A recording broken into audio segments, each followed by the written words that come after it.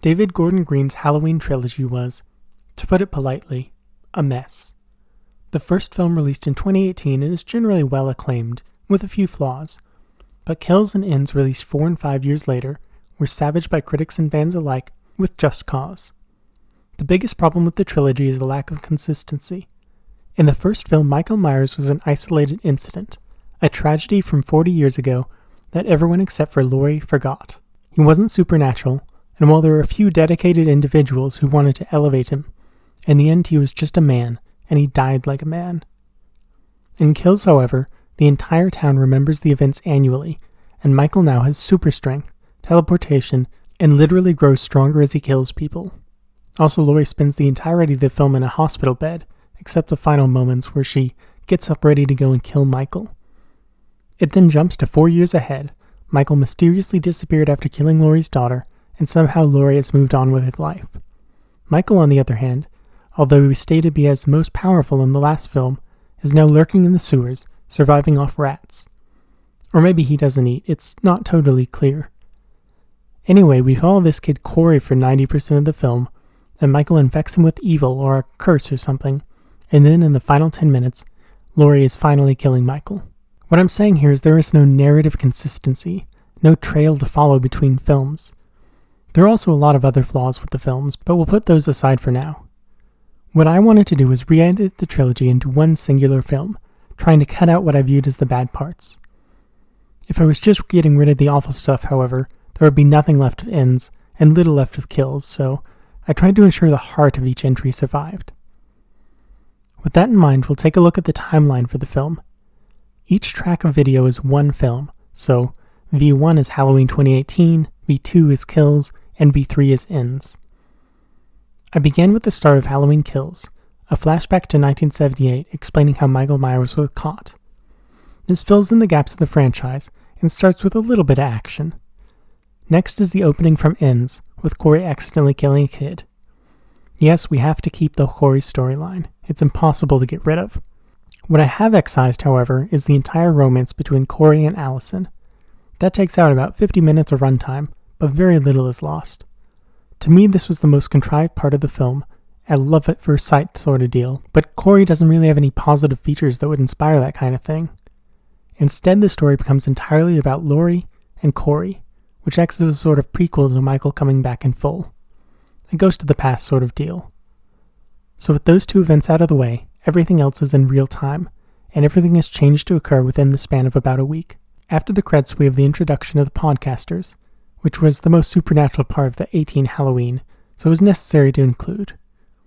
We then cut to Corey, establishing where he's at a few years down the track. This also ends up being a first introduction to Laurie, as she helps him out with the band Geek Bullies. We then go back to Halloween and have a few uninterrupted scenes establishing Allison and her friends. A few scenes were cut, but we quickly go to Michael's escape sequence. First though, we see Corey eating dinner. This is basically just a reminder of his existence, but there's also some parallels with his dinner and then Laurie's dinner with Allison and Karen. Next we go back to Michael's escape, the podcasters, and then the podcasters killed. Then we reach the Halloween Ends point of the film, almost uninterrupted. The idea is that after escaping, Michael was weak and hid in the sewers. He finds Corey, does his mumbo-jumbo, and then a bunch of murders happen. Without the Allison stuff, there is some context missing about who is getting killed, but it's Halloween film, so that stuff doesn't really matter. At the end of the sequence, Corey goes to Laurie's house, then stabs himself, and Michael comes in to finish him off. Michael then teleports out. It's a bit awkward, but there's not a huge amount to be done with the scene, and I wanted to go with 18's ending rather than Ends. We then move on to Halloween night events, with Michael stalking around and killing people. This is a mix of 18 and Kills, as both had a good variety of slasher mayhem. Also, it should be noted that basically every scene at the hospital in Kills is gone, so no mob chasing around a random guy, no Laurie and the sheriff wasting time, just none of it. Instead, we've got a single scene at the bar to show the town is generally aware of what's happening, then a scene showing them arming up, including Allison. This is so we vaguely know who the people are, so they can get murdered proper. This includes the final massacre and Kills, with a few adjustments. Some of Laurie's monologue is cut out, and Karen isn't killed at the end of it. Instead, we get the most awkward edit of the film, unfortunately, and I don't know how to fix it. Basically, Michael has just killed everyone, and then we cut to the end of 18 with Allison running through the woods, Michael after her, and the rest of the family in Laurie's house. There's definitely a scene missing, but no existing footage really works. It sucks, but I think that both scenes are too good to include, and I had to make great pains to cut out the new Loomis character, who was awful. In his turn, it pretended to be Michael is better left gone. So we have a whole, but a whole is better than bad stuff, is how I generally think. So in this version, it ends with Michael burning, but there's a last-second cliffhanger of the fire engines heading off in the other direction. Then we cut to credits. This does mean the fireman scene is unfortunately absent, but that one was also kind of ridiculous, so it may be for the better. Now a few stats. My version of the film runs 2 hours and 55 minutes, including credits. 48 people die, and 35 are killed by Michael. That's compared to 67 people dying in the original trilogy, and 5 hours and 10 minutes of runtime, with only 1 credits.